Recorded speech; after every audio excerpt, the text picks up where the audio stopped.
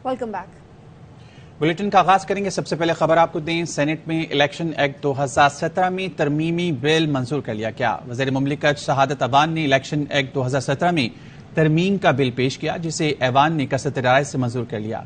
Bill में कहा गया है कि आइन में जिस जुर्म की मुद्दत सजा मुतय्यन नहीं, इसमें नाअहली 5 बरस से ज्यादा नहीं होगी। मुतल्लिका शख्स पार्लियामेंट या सूबाई असम्बली का रुकन बनने का अहल होगा।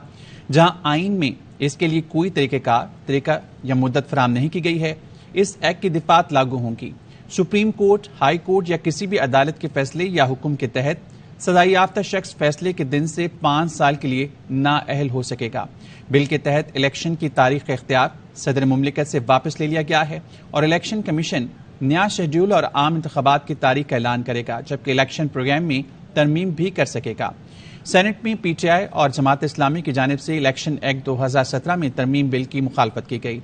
इजलास में कायदे अवान, अपोजिशन लीडर और अरकान की मराद का बिल भी मंजूर कर लिया गया, जिसे सेनेटर ने मंजूर अहमद, रजा रब्बानी और दीगर ने पेश किया था।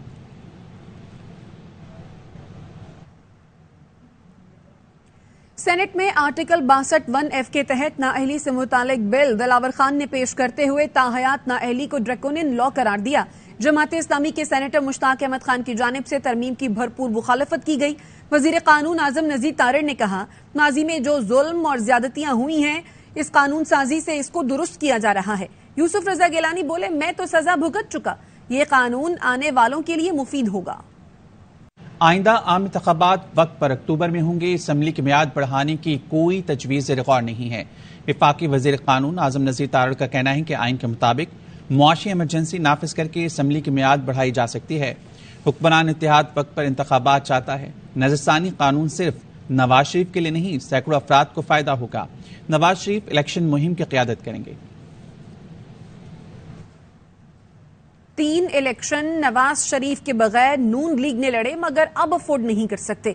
शेखुपुरा में नून लीग के रहनुमा जावेद लतीफ की गुफ्तगू, कहा, हमारी जमात मजीद नाइंसाफी बर्दाश्त नहीं कर सकती। जिसकी बेगुनाही के सारे सबूत आ चुके, उसके माथे की स्याही धो क्यों नहीं देते? माइनस करने के लिए 25-30 साल से कोशिशें होती रही। 3 इलेक्शन नवाज शरीफ के बगैर मुस्लिम लीग नून ने लड़े हैं, मगर अब हम अफोर्ड भी नहीं करते, पाकिस्तान भी अफोर्ड नहीं करता कि माइनस नवाज शरीफ को इलेक्शन हो। हम पेट्रोल बम बनाने वाले लोग नहीं हैं, हम गलेल से किसी पे वार करने वाले लोग नहीं हैं। मगर ये आपको बता दें कि नवाज शरीफ एक हद तक बर्दाश्त कर सकता है और कर रहा है, मगर उसकी जमात मजीद नाइंसाफियां बर्दाश्त नहीं कर सकती। तो जिसके सारे सबूत आ चुके हैं, बेगुनाह है, उनके माथे पे जो स्याही आई उसको धो क्यों नहीं देते? अगर आप उसको धोते हो तो नवाज शरीफ तो अगले दिन पाकिस्तान होगा। साफ सबके लिए एक जैसा होना चाहिए। आपको ले चलेंगे निगरान वज़ीर इत्तलाआत खैबर पख्तूनख्वा इस वक्त न्यूज कॉन्फ्रेंस कर रहे हैं। यानी उनके बिल्कुल दस्तरास्त और यहाँ से उनको ये इस तरीके से, तो ये हमारा मुतालबा है, अगर इमरान खान साहब इनके साथ इनका कोई ताल्लुक नहीं है तो वो मीडिया के ऊपर आएं और इस बंदे की मुकम्मल तौर पे इसकी तरदीद करें और कहें कि मेरा इससे मिसाल कोई ताल्लुक नहीं है। इसी तरीके से जो हमारे 2 पिछले वज़राए आला साहब यहाँ पे गुजरे हैं, वो मीडिया के ऊपर आके और इन लोगों को बताएं, अवाम को बताएं कि हमारे इन लोगों के साथ कोई ताल्लुक नहीं है। ये जो जुल्म, ये जो बर्बरियत, ये जो दहशत गर्दी, ये जो इन्होंने हमारे बच्चों को, जहनों को और हमारी पूरी एक जनरेशन को तबाह करके रख दिया है, अभी भी वो सब्र नहीं हो रहे हैं। अभी भी मजीद जो है वो इन चीज़ों के ऊपर कायल हैं कि इस तरीके से कभी बाहर मुल्क से, कभी कहाँ से, और अंजाम क्या होता है जो आपने 9 मई और 10 मई को देखा। तो ये रेडियो पाकिस्तान हमारी कौम का असासा है, ये जो जिना हाउस है हमारी कौम का असासा है। अगर इन लोगों ने इस बंदे की और इन लोगों की तरदीद नहीं की तो मेरा मुतालबा है कि इन लोगों के घर बेचकर और ये रेडियो पाकिस्तान बनाया जाए। ये लोग यहाँ पे टैक्सियों में आए थे, किराए की गाड़ियों में आए थे اور کروڑوں روپے یہاں سے کما کے چلے گئے ہیں، اور ابھی بھی جو ہے یہ صبر نہیں کر رہے ہیں۔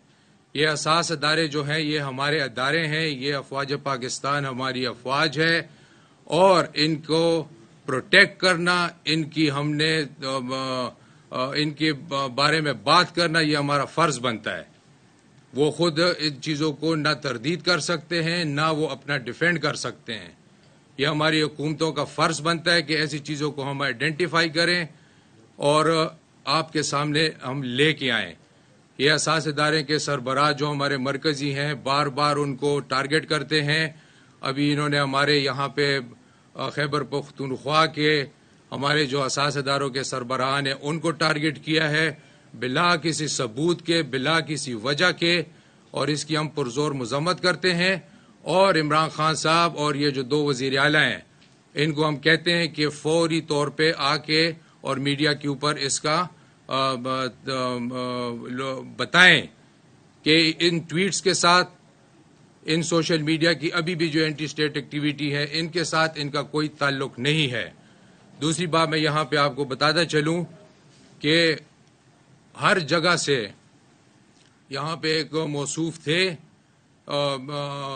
میں یہاں یہ ضرور کہنا چاہوں گا کہ افواج پاکستان کے جو ہمارے بڑے ہوتے ہیں، یا جو ایک چودھری فیض صاحب تھے یہاں پہ، تو میں ان کو چودھری فیض صاحب کو یہ بتانا چاہتا ہوں کہ اگر وہ واقعی ایک فوجی ہیں اور وہ اپنے آپ کو ریٹائر جرنیل سمجھتے ہیں تو ان کو چاہیے تھا کہ وہ آتے اور یہ 9 مئی کی تردید کرتے۔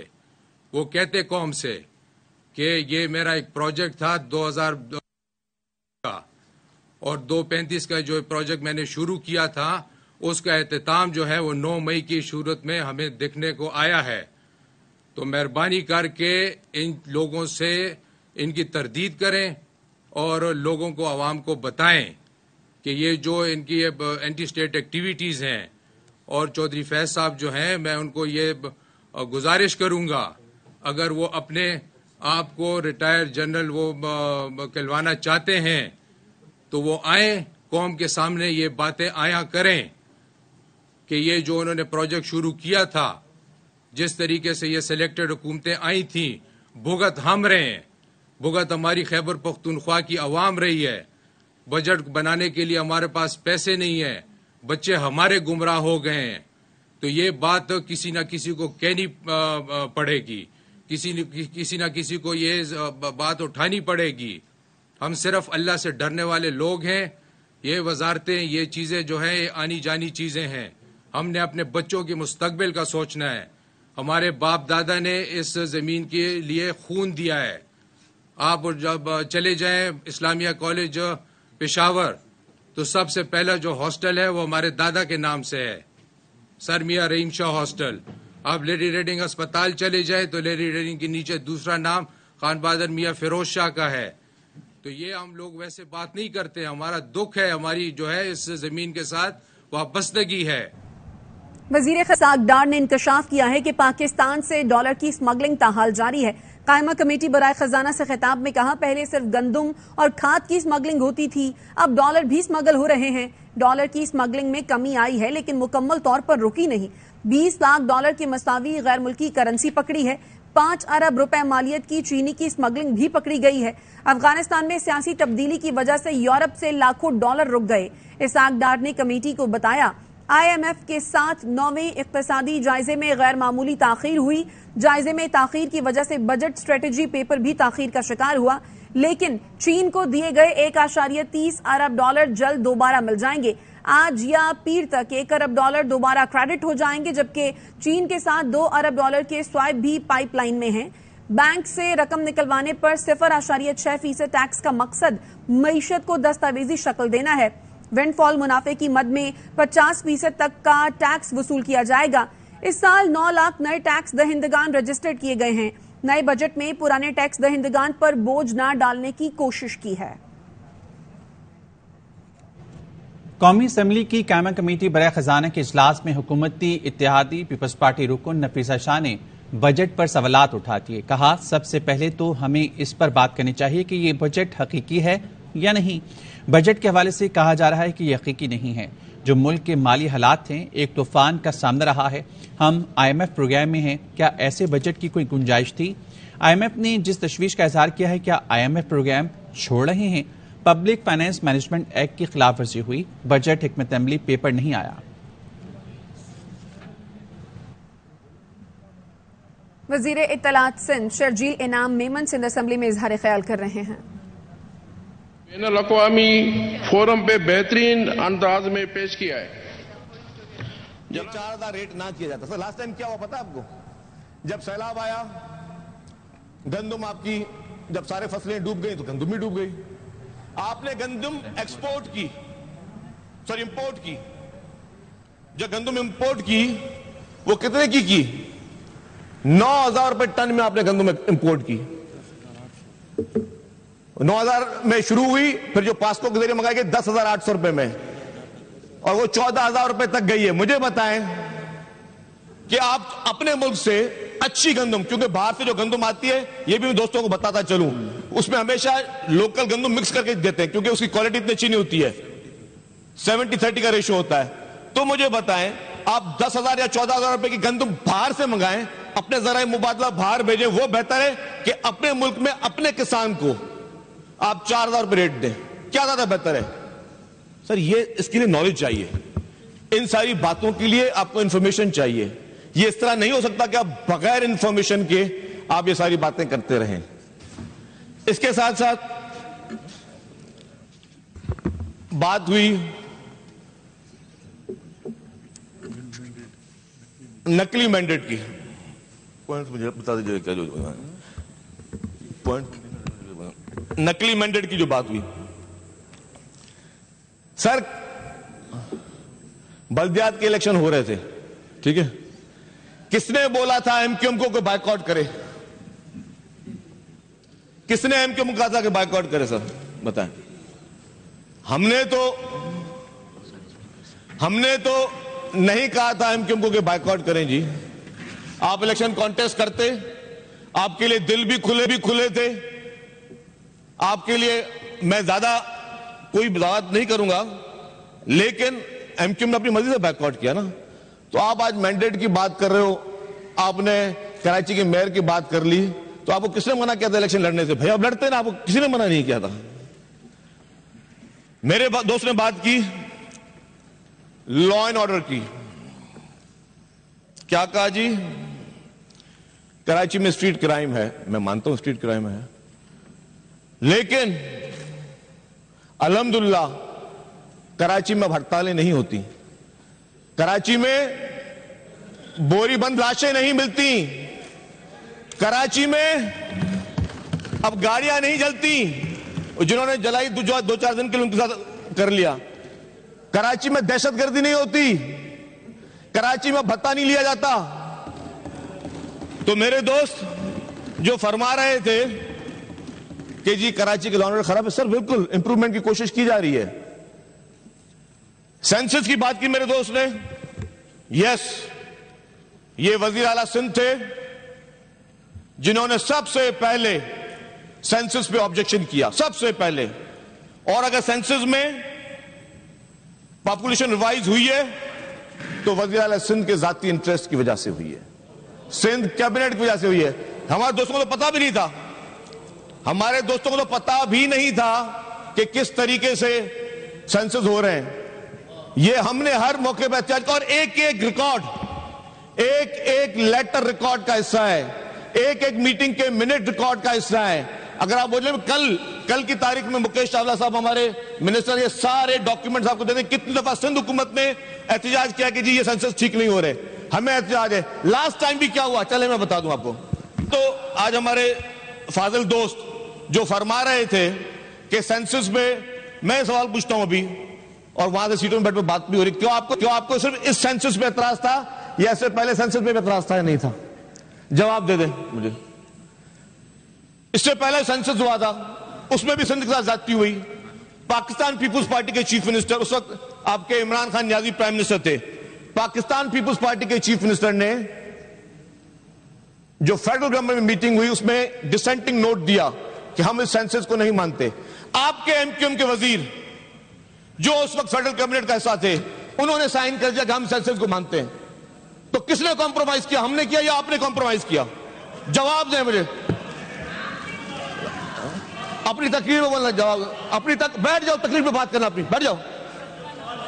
ہاں تو میں بتا رہا ہوں, آپ کی پارٹی نے, آپ کی پولیٹیکل پارٹی نے اس وقت کنسنسس دیا کہ ہاں سینسس ٹھیک ہوئے ہیں. ہماری پیپلز پارٹی نے کہا کہ نہیں, ہم سینسس کو نہیں مانتے. آپ نے مانا اس کو. ان سارے وقت میں آپ لوگ پاور کا حصہ تھے, آپ فیڈرل گورنمنٹ کا حصہ تھے, آپ آج بھی فیڈرل گورنمنٹ کا حصہ ہیں. میں یہی کہتا ہوں سر کہ لیڈرشپ میں کنسنسس ہوتا ہے. پاکستان پیپلز پارٹی کے پریزیڈنٹ محترم آصف علی زرداری صاحب اور محترم خالد مقبول صدیقی صاحب میں کنسنسس تھا, ہے اور انشاءاللہ تعالی رہے گا. لیکن جو سیکنڈ تھرڈ ٹیئر میں, اب اگر میرے ذاتی ایشوز میری پولیٹیکل پارٹی کے ساتھ ہیں تو میں ان کو اس اسمبلیز میں لا کے کوئی اور سچویشن کریٹ کروں. آئی ڈونٹ نو کہ میرے دوست کس کے کہنے پہ کر رہے ہیں, کیونکہ انہوں نے سوال یہ اٹھایا. اس طرح سے ہر چیز کا ڈیٹیل میں جواب دے سکتا ہے. ٹرانسپورٹ میں میرے دوست نے بات کی, 150 بسیں چل رہی ہیں. اب کون جواب دے 150 بسیں چل رہی ہیں؟ یا تو میرے ساتھ چلیں, ان کو میں بسیں گنواؤں بیٹھ کر کہ کتنی بسیں کہاں چل رہی ہیں. سر کراچی کے لیے بجٹ میں, بجٹ کی بات کی, کراچی سے پیسے لے کے جاتے ہو, کراچی کو دیتے کچھ نہیں ہو. اگر کراچی کے بجٹ میں ایک ایک کمپوننٹ کو دیکھ لیں,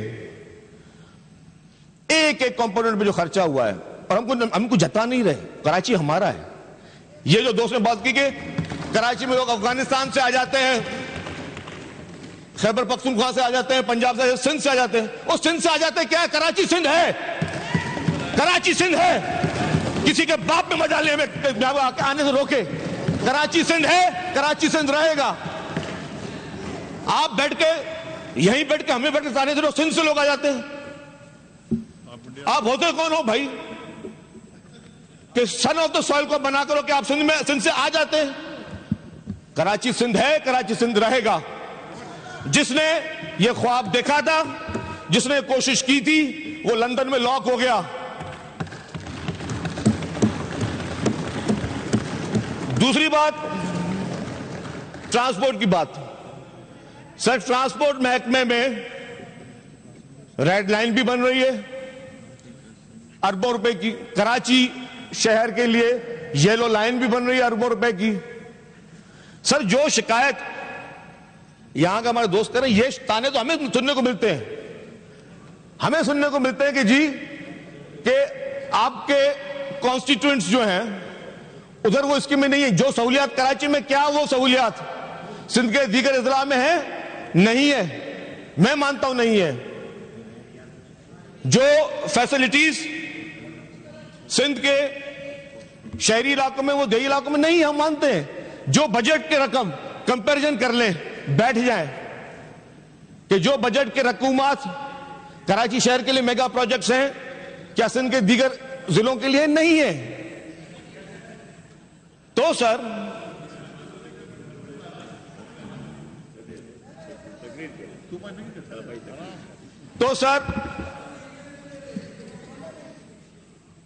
آپ دیکھیں بیٹھے بیٹھے جو ہے نا تھوڑی, اور سے پہلے کیا بولے تھے موضوع ممبر, بات کرنے نہیں دوں گا, دھمکی ہے دھمکی. او بھائی تم دھمکی دینے والے ہوتے کون ہو؟ تمہاری دھمکی مانتا کون ہے؟ تمہیں پوچھتا کون ہے؟ دھمکی ہے. دوسرا سر, دوسرا جو ٹرانسپورٹ کے پروجیکٹ میں بات کر رہا تھا سر, الحمدللہ کراچی پاکستان کا وہ واحد شہر ہے جس میں ای وی بسز شروع کی گئی ہیں. کراچی پاکستان کا واحد شہر ہے جس میں پنک بسز شروع کی گئی ہیں. اور انشاءاللہ تعالی کراچی پاکستان کا وہ واحد شہر ہوگا اور پہلا شہر ہوگا جہاں پر ای وی ٹیکسیز اور پنک ٹیکسیز بھی شروع ہوں گی. یہ آپ کا ٹرانسپورٹ ڈپارٹمنٹ آپ کے لیے کرے گا, چاہے کسی کو اچھا لگے چاہے کسی کو اچھا نہ لگے. یہ سہولیات ہم نے سب کے لیے فری آف کاسٹ لگائی ہوئی ہیں کہ لوگ, یہاں کے لوگ سبسڈی والی رقم میں بیٹھ کے یہاں پہ کام کریں. 50 روپے میں لوگ جو ہے وہ 40 کلومیٹر 30 کلومیٹر کا سفر طے کر رہے ہیں. اور میں پھر بول رہا ہوں, یہ کسی پہ احسان نہیں, یہ ہمارا کام ہے کراچی کے لوگوں کے لیے خدمت کرنا.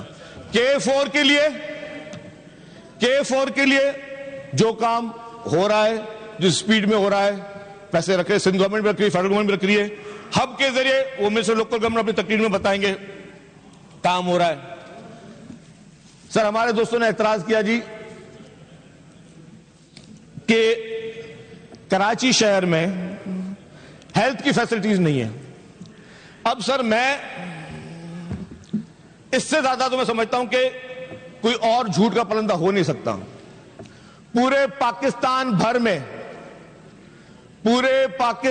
بھر میں اگر سب سے زیادہ ٹاپ کوالٹی کی کوئی free of cost health service ہے تو صوبہ سندھ میں اور سندھ کے شہر کراچی میں ہے. پورے پاکستان, اوپن چیلنج, نام لے دیں, مجھے لے دیں, لاہور کا نام لے دیں, مجھے اسلام آباد کا دے دیں, مجھے پشاور کا دے دیں, مجھے کوئٹہ کا دے دیں. کون سا پاکستان کا صوبہ ہے جس میں ابھی تک 25 سے زیادہ NICVDs کھل چکے ہیں, جس میں فری آف کاسٹ اسٹنٹس ڈل رہے ہیں, لوگوں کی اینجیوپلاسٹی اینجیوگرافی ہو رہی ہے. پورے پاکستان مجھے ایک جگہ بتا دیں. انفیکشن ڈیزیز سر, انفیکشن ڈیزیز کے ہاسپٹل کراچی میں پاکستان کی پہلی ہاسپٹل ہے. سائبر نائف سر, سائبر نائف جو اس وقت آپ دنیا کے کسی بھی ملک میں چلے جائیں, امریکہ میں چلے جائیں, $60,000-70,000 پر پیشنٹ, اور یہاں پہ مفت کا علاج ہو رہا ہے. اربوں روپے کی سبسڈیاں یہاں ہاسپٹل کو دی جا رہی ہیں, اربوں روپے کی, لیکن کسی سے کوئی پیسے نہیں لیے جا رہے, کسی پیشنٹ سے پیسے نہیں لیے جا رہے. گمبٹ ہاسپٹل سر, وہ ہے خیرپور میں, قائم علی شاہ صاحب کی مہربانی سے, اس وقت چیف منسٹر تھے, پاکستان کا واحد ہاسپٹل جس میں free of cost liver lungs کا ٹرانسپلانٹ ہو رہا ہے. یہ کس میں ہے؟ یہ آپ پیپلز پارٹی کی سندھ حکومت کر رہی ہے. سر ہیلتھ میں کہتا ہوں اوپن چیلنج ہے نا, جس پلیٹ فارم پہ بیٹھ کے آپ نے بات کرنی کریں. انسان کی زندگی کے لیے سب سے زیادہ امپورٹنٹ کیا ہوتا ہے؟ انسان کی زندگی کے لیے سب سے زیادہ امپورٹنٹ اس کی صحت ہوتی ہے, اس کی جان ہوتی ہے, اور اسی جان کا سب سے زیادہ اگر خیال کس نے رکھا ہے تو وہ آپ کی پاکستان پیپلز پارٹی کے حکومت سندھ نے رکھا ہے. یہاں پر نفرت کی باتیں بہت لوگ کرتے ہیں لیکن جوڑنے والے کم ہوتے ہیں. میں سمجھتا ہوں کہ پاکستان پیپلز پارٹی نے کی کامیابی یہ ہے کہ ابھی الیکشن ہوئے سر کراچی میں, ملیر میں پاکستان پیپلز پارٹی جیتی, ملتان میں پاکستان پیپلز پارٹی جیتی, کشمیر میں پاکستان پیپلز پارٹی جیتی. یہ ہے ملک کو جوڑنے والی پارٹیاں. اور جو پارٹیاں نفرت کی سیاست کرتی ہیں, جو نفرت کو پروموٹ کرتی ہیں, ان کا حال بھی دیکھ رہے ہیں, وہ دن بدن سکرتی جاتی ہیں. ان کے لیے یہ حالات بھی آ جاتے ہیں کہ الیکشن میں کھڑی بھی نہیں ہو سکتی ہیں. تو سر ہم چاہتے ہیں کہ نفرت کی سیاست کو ختم کیا جائے, جو امن اور بھائی چارے کی سیاست, جو ہماری لیڈرشپ کا درس ہے, اس کو ہم لے کر چلیں, سب پارٹی کو لے کر چلیں. مجھے بڑا افسوس ہوا کہ یہاں پہ جو تقریر کی گئی, سر یہ تو میرا تھا اس تقریر کا جواب. اب مجھے پتا مکیش صاحب تھا مجھے سیپریٹ تقریر تو نہیں کرنے دیں گے بجٹ پہ, تو میں اسی پہ ہی جو باقی کچھ پوائنٹ سے وہ میں ایڈ کرتا چلوں. سر حکومت سندھ نے, میں کہتا ہوں کہ واقعی ابھی بھی سونامی کی وارننگ تھی. میں سلام پیش کرتا ہوں ہماری گورنمنٹ آف سندھ کو, ہمارے چیف منسٹر کو, پاکستان پیپلز پارٹی کی لیڈرشپ کو, محترم بلاول بھٹو زرداری صاحب کو, جناب آصف علی زرداری صاحب کو, محترمہ فریال تالپور صاحبہ کو. جس طریقے سے سونامی کی وارننگ آئی, پوری کی پوری لیڈرشپ ایک MPAs اور MNAs کے ساتھ رابطے میں تھی. ٹھٹا ہو, سجاول ہو, بدین ہو, کراچی کے کوسٹل بیلٹس ہو, ہر جگہ پہ آپ کے اور ہمارے الیکٹڈ ریپرزینٹیٹیوز وہاں پہ موجود تھے. سر آپ کو پتا ہے کتنے لوگوں کو ایویکویٹ کیا 3 دنوں میں؟ کتنے لوگوں کو؟ 76,000 لوگوں کو 3 دنوں میں ایویکویٹ کیا ہے. اور اگر خدا نہ خواستہ نہ کرتے تو کیا ہوتا؟ وہ جو دیہات ہیں, سونامی نہیں آیا لیکن پانی کی ہائی ٹائیڈ جو اگر وہ دیہات سارے پانی کے نیچے ہیں. اس وقت ہمیں پورے ریسورسز لگانے پڑتے ان کو ریسکیو کرنے میں, اور اس میں اس پورے عمل میں آپ کے سندھ گورنمنٹ, آپ کی انتظامیہ, ہماری آرمی, ہماری رینجرز, ہماری نیوی, ہماری کوسٹ گارڈ, سارے ادارے مل کر انہوں نے اس پورے ریسکیو آپریشن کو بنایا ہے, آگے کیا ہے. لیکن کیا تھا سر, یہ حکومت کا ویژن تھا. ظاہر ہے اس میں کروڑوں روپے خرچ ہوئے ہوں گے. آپ 76,000 لوگوں کو ایک جگہ سے شفٹ کر کے دوسری جگہ لے جائیں, پھر ان ریلیف کیمپوں میں کھانا پہنچانا, ان ریلیف کیمپوں میں بسترے پہنچانا, ادھر 3 وقت تک کھانا دینا, وہاں پہ میڈیکل کی فیسلٹیز دینا. ابھی ریسکیو 11 22 کی ساری گاڑیاں وہاں پہ موجود ہیں. اسی طریقے سے آپ کے جتنی گورنمنٹ کی مشین ہے ساری الرٹ ہے. کراچی کے لیے بھی سکھر سے, لاڑکانہ سے, جو بھی ہمارے ڈی واٹرنگ پمپ سے سی ایم صاحب نے یہاں پہ منگوا کے رکھ دیے کراچی کے لیے, اگر خدا نہ خاصا یہاں کلاؤڈ بس کی جو چانسز ہو رہے تھے وہ ہو جائیں تو ہم لوگوں کو ہم لوگ جو ہے وہ صحیح ٹائم پہ ہم ساری چیزوں کو ڈرین کر سکیں. تو یہ گورنمنٹ آف سندھ سر ہمیشہ یہ ان آزمائشوں نے ہمیں سکھایا ہے. جس طرح میں نے کہا پچھلے سیلاب میں سر, اس سے پہلے کووڈ میں کیا ہوا تھا, ایک موذی مرض پوری دنیا کو ہلا کے رکھ دیا. آج دن تک پوری دنیا کووڈ کے آفٹر افیکٹ سے نہیں نکل سکی ہے. کافی ملک بینک کرپٹ ہو گئے, کافی ملکوں کی اکانومی بیٹھ کے جو آج دن تک نہیں کھڑی ہو سکی. آپ کے ملک میں بھی یہی ہوا, لیکن یہی آپ کی سندھ حکومت تھی, یہ آپ کی سندھ حکومت جس نے تمام لوگوں کو نہ صرف ریلیف دیا لیکن آپ کی ہیلتھ فیسلٹیز اس وقت جس طریقے سے آپ کے ایکسپو سینٹرز میں یہ بنائی گئی, اس کے کووڈ کے سینٹرز بنائے گئے, پورے سندھ کے ہر ضلع میں بنائے گئے, ویکسینیشنز منگوانا, سب چیزیں کرنا, یہ سارا سندھ حکومت نے کیا, عوام کے لیے کیا, عوام کے پیسوں سے کیا, عوام کے لیے کیا, عوام کا پیسہ عوام کے اوپر خرچ کیا. لیکن جس کے ریلیف جیسا یہ سیلاب کی میں بات کر رہا تھا, یہ سیلاب بہت بڑی آفت تھی, آپ کو بھی پتا ہے کہ اس نے کیا حشر کر دیا تھا. لیکن آپ کی اور ہماری سندھ حکومت نے لاکھوں افراد کو بارشیں پڑ رہی ہیں, لکڑیاں گیلی ہیں, لوگوں کے پاس کھانے کے لیے خوراک نہیں تھی, جو بھی پکایا کھانا ہے, کوکڈ فوڈ, وہ پہنچایا سندھ حکومت نے. اس کے بعد پھر راشن پہنچائے, اور یہ نہیں 15 دن کے راشن دیتے رہے اور پھر یہ 3-4 مہینوں تک پہنچاتے رہے. پھر وہاں پہ جو ہیلتھ کی فیسلٹیز, ٹینٹس, جو بھی سامان دینا تھا, ہر چیز میں سندھ حکومت نے بڑھ چڑھ کر کیا. اس کے بعد کیا ہوا سر, لوگوں کے, کسانوں کی زمینیں, فصلیں سب تباہ برباد ہو گئی. پھر کیا کیا آپ کی اور ہماری سندھ حکومت نے, پیپلز پارٹی کی سندھ حکومت نے ان کسانوں کو 5,000 روپے پر ایکڑ دیے کہ آپ لوگ گندم کی فصل لگائیں, ورنہ ان کے پاس تو بیج کے پیسے بھی نہیں تھے, ان کے پاس تو کھاد کے پیسے بھی نہیں تھے. وہ پیسے دیے 5,000 روپے پر ایکڑ کے ذریعے کہ جی لوگ واپس اپنے پیروں پہ کھڑے ہو سکے. ظاہر ہے اس سارے کاموں میں ورلڈ بینک کی مدد شامل ہوئی, جو گھر بنا رہے 21 لاکھ میں ورلڈ بینک کی مدد شامل ہے, لیکن یہ لون سندھ حکومت نہیں اتارنا ہے. لیکن سر مجھے بتائیں کہ اتنی بڑی آفت میں اتنا بڑا کام کون کرتا ہے جو آپ کی پاکستان پیپلز پارٹی کی سندھ حکومت نے کیا. اس کے ساتھ ایک شکایت بھی کروں گا میں, وہ میری شکایت و شکوہ وہ ہماری وفاقی حکومت کے ساتھ بھی ہے کہ جو وعدے کیے گئے کراچی کے لیے, پورے صوبے کے لیے, ایک ڈیولپمنٹ کے وعدے تھے, وہ اس بجٹ میں مجھے نظر نہیں آئے. جو دوسرے اہم وعدے تھے ان سے بھی امپورٹنٹ, وہ ان سیلاب زدگان کے ساتھ جو وعدے تھے وہ پورے نہیں ہوئے وفاقی حکومت کی جانب سے. وفاقی حکومت کی طرف سے یہ کہا گیا تھا کہ جی ہم گھر بنانے میں بھی اپنا شیئر دیں گے, میجر شیئر سندھ حکومت کا تھا, ایک پورشن فیڈرل گورنمنٹ کا تھا, وہ نہیں دیا. جو لوگوں کو کھاد خوراک کے لیے جو پیسے, کیش پیسے دیے گئے ہیں, اس کے لیے بھی جو وفاق نے وعدہ کیا تھا وہ پورا نہیں کیا. تو اس سے شکایت ہماری بنتی ہے. وفاق کی یہ ذمہ داری ہے کہ جو سندھ کے گریونسز ہیں, جو سندھ سے وعدے کیے ہوئے ان کو پورا کریں, کیونکہ وزیر خارجہ بلاول بھٹو اسلام آباد میں تقریب سے خطاب کر رہے ہیں. The foundation of this prestigious institute was laid by my grandfather, Shaheed Zulfikar Ali Bhutto.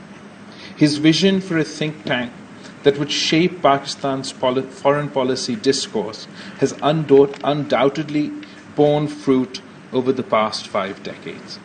Its analysis of key geopolitical trends, particularly those of significance to Pakistan in our region have been highly regarded by the Foreign Office and the government in general. I would also like to acknowledge all the eminent chairs and director generals, research faculty and staff who have contributed to the Institute's work at various points and helped it evolve into a premier think tank for Pakistan. Distinguished guests, the world today is beset by interlocking food, fuel, financial crises, and the existential threat of climate change. The most distinguishing feature of our times is the intensifying great power contestation, which has in its wake the potential to divide the world, undermine the prospects of international collaboration, and to tackle global challenges, and even evoke major power conflict. If the current trends are not checked and reversed, I dread that we might end up losing the world as we know it, while seeking to preserve the current world order. Pakistan's foreign policy, therefore, must be imaginative, multidimensional, and flexible enough to adapt to the rapidly transforming geopolitical landscape across the globe. Distinguished participants, when the government assumed office in April 2022, it faced the serious challenges on the diplomatic front. Despite that, we diligently pursued a foreign policy aimed at addressing our national challenges, opening doors for our people, improving access of our goods and services, preserving sovereign decision-making at multilateral fora, and promoting multilateralism and international law while amplifying Pakistan's viewpoint at the regional and global level. Addressing our domestic issues requires quick rebuilding of ties and restoring trust with key capitals and reinvigorating substantive engagement with our traditional partners. Pakistan is committed to forging good relations with all major powers. Beyond the United States and China, this includes Europe, Russia, and Japan, as well as the ASEAN and Republic of Korea. We reinforce and deepened our traditional partnerships with Saudi Arabia, the United Arab Emirates, Turkey, Iran, and Qatar. We see a positive trend in Pakistan-Africa bilateral linkages in terms of trade, political, parliamentary, military, and security cooperation. Pakistan has clearly voiced its opposition to any bloc politics or relapse into the Cold War. Forging military alliances and assigning the role of net security provider to some countries at the expense of others is fraught with grave consequences. In our view, the main driver for international relations should be cooperation, not confrontation. There is everything to be gained from economic interdependence and peaceful coexistence, and everything to lose from a mindless drift into confrontation and conflict. We hope prudence will prevail and the world would step back from the precipice. The all-weather strategic cooperative partnership between Pakistan and China has been enduring and mutually beneficial over several decades. China remains a steadfast and reliable partner, and our bilateral ties continue to strengthen across myriad fields. Pakistan is fully committed to ensuring the success of the China-Pakistan Economic Corridor, which has a transformational effect as it completes its first decade this year. The China-Pakistan Economic Corridor's extension to Afghanistan and beyond, further west, would help significantly advance our agenda of connectivity and economic integration. There has also been positive momentum in the Pakistan-US relationship, and the new government took over when the momentum of bilateral ties had been stalled. Proactive outreach resulted in high-level visits from both sides. We are confident that de-hyphenization of relations with the United States will further contribute to strengthening our bilateral relations. With Russia, Pakistan continues to build a relationship based on trust, understanding and close cooperation on regional and international issues of common concern. There is so much potential to be realized, there's so much potential to be realized across multiple sectors. As a friend of both Russia and Ukraine, we hope that there will be a move towards peaceful resolution of the ongoing conflict through dialogue and diplomacy. As Pakistan has stressed throughout, there has to be an adherence of the time-honored principles of interstate relations and the UN Charter, including respect for sovereignty and territorial integrity. Europe had forsaken war. We earnestly hope the current drift would be reversed and a beginning would be made towards addressing mutual concerns and building sustainable peace in Europe again. As for our relationship with India is concerned, currently it is marked by an atmosphere of mistrust, primarily due to India's illegal and unilateral actions of August 2019. Pakistan is committed to having cooperative and good neighborly relations with India on the basis of mutual respect and sovereign equality.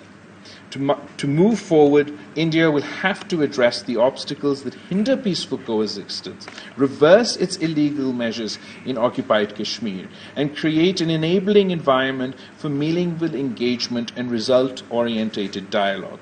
Pakistan remains committed to a peaceful resolution of the Jammu and Kashmir dispute in accordance with the UN Security Council resolutions and the wishes of the Kashmiri people. If this dispute is resolved in a just and fair manner, not only durable peace will be established in South Asia, but also the peace dividends would contribute to the well-being and prosperity of 1/5 of humanity residing in our region. I had the opportunity to be the first foreign minister to visit India within the context of the SCO CFM that was hosted in Goa earlier this year. There's a heads of state, heads of government meeting to be held soon, and while we were in the process of deciding whether our Prime Minister should partake in person or through virtual, before we could reach our own decision, India decided to turn the entire SCO heads of government, heads of state meeting into a virtual format. So now we look forward to participating virtually. But we are committed to our engagement through multilateral organizations. We particularly are committed to regional organizations such as the SCO, and I believe Pakistan's participation, despite our bilateral issues, was a strong signal of Pakistan's commitment to the SCO and regional integration overall. And we've also been particularly active at other multilateral fora, whether it's the United Nations or whether it is the COP27 or whether it was the G77 plus China. And I'm particularly proud of Pakistan's contribution at each of these regional fora. Finally, in light of recent political developments in Afghanistan, the international community must maintain a pragmatic approach and constructive engagement. Abandoning Afghanistan or its 40 million people during this critical phase could lead to unimaginable consequences. The international community must continue to provide support and assistance to avert any potential humanitarian disaster and help build a sustainable economy for long-term development of Afghanistan. Simultaneously, Pakistan hopes that the Taliban authorities would be responsive to the expectations of the international community. The Afghan interim government must ensure inclusivity, respect for human rights of all Afghans, and effective counter-terrorism action. There was a revival and rejuvenation of bilateral political and sectoral dialogues with all partners through high-level engagement and regular bilateral political consultations, which have allowed institutionalizations of our relationships across the board. Distinguished participants, Pakistan will continue to play its rightful role in the maintenance of international peace and security and advance the cause of sustainable development. I have the full confidence that the ISSI will continue to thrive, adapt, and remain at the forefront of strategic research and policy analysis. I extend my heartfelt congratulations to the ISSI family on this Golden Jubilee celebrations, and again, conclude by reiterating the pledge that the Institute will continue to have our support and my patronage going forward. Thank you very much.